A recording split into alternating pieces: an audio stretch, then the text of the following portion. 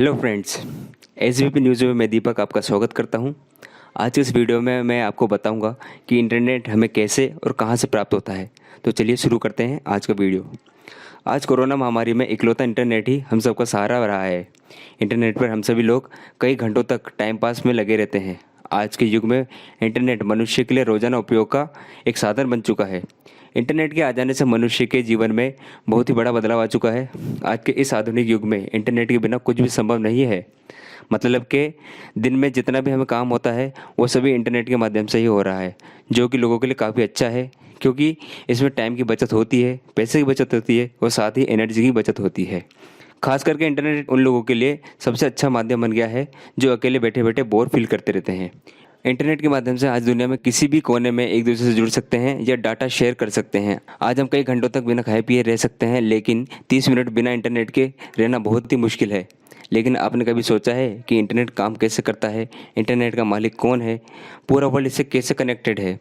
आप सभी को लगता होगा कि इंटरनेट सैटेलाइट से चलता होगा या नेटवर्क बिछाकर रखा गया होगा, वहाँ से ही चलता होगा। लेकिन बहुत से भाई लोगों को यह नहीं पता होगा कि इंटरनेट कैसे चलता है।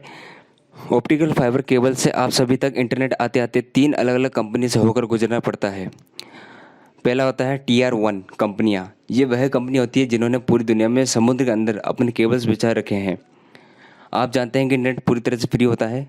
आप ये समझ लीजिए कि आपने इंटरनेट कनेक्शन लिया तो है, आपके पास केबल्स के पैसे आते हैं। वैसे ही जैसे जो TR1 कंपनी है उसने भी अपनी केबल सभी कंट्रीज़ में बिछा रखे हैं, जिससे सारे कंट्रीज़ कनेक्ट हो जाते हैं। इंटरनेट से अब सभी कंट्रीज़ को डिवाइडेड किया जाता है और फिर आपके सिटी तक पहुंचाना होता है। इनमें से हर एक केबल आपके बाल जितनी पतली होती है और हर केबल की स्पीड 100 Gbps यानी 100 गीगाबाइट पर सेकंड होती है। इन केबल्स को आप सबमरीन केबल्स भी बोल सकते हैं। अगर आप इस केबल्स का मैप देखना चाहते हैं तो आप www.submarinecablemappcom पर जाकर देख सकते हैं। आप सभी को इसका लिंक भी डिस्क्रिप्शन में मिल जाएगा। अगर हम अपने इंडिया की बात करें तो अपने इंडिया में मुंबई में सबसे ज़्यादा ट्रैफिक होता है और सबसे ज़्यादा स्टेट भी है जिनमें सबमरीन केबल बिछी हुई है। लेकिन सबसे ज़्यादा ट्रैफिक मुंबई में जाता है क्योंकि वहाँ सबसे ज़्यादा केबल्स कनेक्टेड हैं। जियो के फ्री इंटरनेट देने के पीछे यही बात है कि जियो ने अपने खुद की optical fibres cables Asia, Europe, Africa में बिछा रखे हैं। इनमें इनके पास 40 टेराबाइट की स्पीड है। इसीलिए रिलायंस जियो ने फ्री में इंटरनेट दे दिया था, क्योंकि उसका एक बार इन्वेस्टमेंट हो चुका है। इन केबल्स के मेंटेनेंस का पैसा लगता है, इंटरनेट बिल्कुल फ्री होता है। उन्होंने तो एक बार केबल्स बिछा दी, फिर उसके बाद उनका मेंटेनेंस का ही खर्चा होता है। जैसे एक बार शार्क फिश ने वायर काट दिया था, फिर वायर ब्रेक हो गया था। इन केबल्स की लाइफ 25 साल तक होती है। अब तक आपने TR1 कंपनी के बारे में जाना है। फिर उसके बाद आती है TR2 कंपनीज। ये वह कंपनी होती है जो TR1 कंपनीज को कहती है कि आपने कंट्री तक तो अपना नेट पहुंचा दिया है, लेकिन अब आप इसका सेटअप हमें दे दो, जिससे हम थोड़ा पैसा कमा ले और थोड़ा पैसा आपको भी दे दे। TR1 कंपनीज को पर GB के हिसाब से पैसे मिल जाते हैं और फिर TR2 कंपनीज जितना उनसे लेते हैं उससे कहीं ज़्यादा हमको देते हैं, और हम तक आते आते TR3 कंपनीज भी आ जाती है जो बिल्कुल लोकल में चलती है। साथ ही बात यह है कि सब कुछ फ्री है, बस सेटअप का खर्चा है। अब हम रिलायंस जियो या टाटा की बात करें तो उन्होंने अपनी केबल्स बिछाई हुई है।